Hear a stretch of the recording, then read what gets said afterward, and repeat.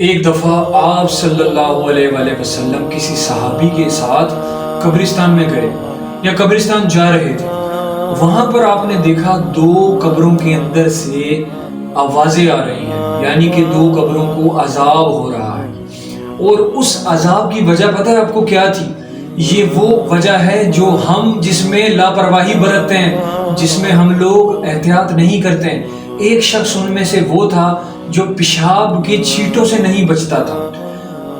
یہ وہ عمل ہے جو آپ آسانی سے پیشاب کے چھینٹوں سے بچ سکتے ہیں، مگر لا علمی کی وجہ سے، ٹائم کے قلت کی وجہ سے، جلدی کی وجہ سے ہم پیشاب کے چھینٹوں سے نہیں بچ پاتے ہیں، اور اس گناہ کی وجہ سے، اس عمل کی وجہ سے قبر میں آپ کو عذاب ہوگا۔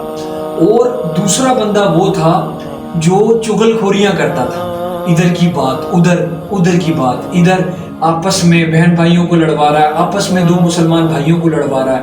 آج کل لوگ کرایہ خرچ کر کے، خاص طور پر عورتیں کرایہ خرچ کر کے دوسرے گھر جاتی ہیں اور اس کو کہتی ہیں وہ تو تیرے بارے میں یہ کہہ رہی تھی، وہ تو تیرے بارے میں یہ کہہ رہی تھی۔ اور مردوں کے اندر بھی یہی خصلتیں آ گئی ہیں، دکان پہ فارغ بیٹھے ہوں گے، کہیں پر فارغ بیٹھے ہوں گے، جب گوسپس کر رہے ہوں گے ایک دوسرے کی چغل خوریاں کریں گے۔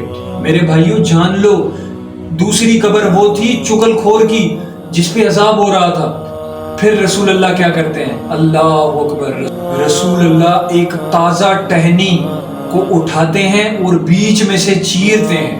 اب ٹہنی کے دو ٹکڑے ہو گئے، وہ ایک ٹکڑا اس قبر، پہلی قبر پر لگاتے ہیں اور ایک ٹکڑا دوسری قبر پہ لگاتے ہیں۔ تو صحابی پوچھتے ہیں اللہ کے رسول یہ آپ نے کیوں کیا؟ تو اللہ کے رسول فرماتے ہیں کہ جب تک یہ ٹہنی مرجھا نہیں جاتی اللہ شاید ان کے اوپر سے عذاب کم کر دے۔ آپ لوگوں سے یہ ریکویسٹ ہے کہ پیشاب کے چھینٹوں سے، چغل خوریوں سے بچو، اپنے اہل و عیال کو بچاؤ۔ اللہ اکبر!